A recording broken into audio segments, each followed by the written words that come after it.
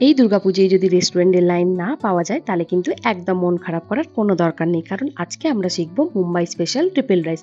এর জন্য প্রথমে আমি বোনলেস চিকেন, আদা রসুন বাটা, তার মধ্যে ভিনিগার, চিলি ফ্লেক্স, শেজওয়ান মশলা এবং কর্নফ্লাওয়ার দিয়ে নুন দিয়ে চিকেনটাকে ম্যারিনেট করে রেখে কিন্তু পকোড়ার মতো ভেজে নেব।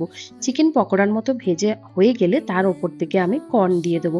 চিকেন আর কর্নটাকে ভালো করে ভাজা হয়ে গেলে আগে থেকে কেটে রাখা গাজর বিনসটা নুন দিয়ে অল্প ভাজা হয়ে গেলে পেঁয়াজ কুচি আর ক্যাপসিকাম দিয়ে ভালো করে সবজিগুলোকে ভেজে নেবো। সবজিগুলো একটা জিনিস মনে রাখবেন, যেন খুব বেশি ভাজা না হয়, মোটামুটি ভাজা হলেই কিন্তু হয়ে যাবে। তারপরে একটা ডিম ফেটিয়ে নিয়ে সেটাকেও ভেজে নেবো এবং সেটা ভাজা হয়ে গেলে তুলে নিয়ে আমি কড়াইয়ের মধ্যে সামান্য তেল দিয়ে সমস্ত সবজি, তার মধ্যে চিকেন, ডিম আর কর্ন দিয়ে আমি আগে থেকে সেদ্ধ করে রাখা চালটা দেবো। আর একটা মজার হচ্ছে, এর মধ্যে কিন্তু একটুখানি চাউমিনও দিতে হবে।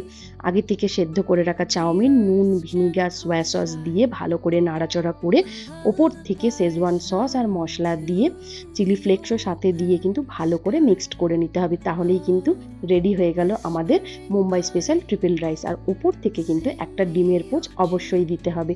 রেসিপিটা কিন্তু খেতে হয়েছিল দুর্দান্ত। আপনারাও কিন্তু বাড়িতে একবার ট্রাই করে দেখুন, দুর্দান্ত লাগবে।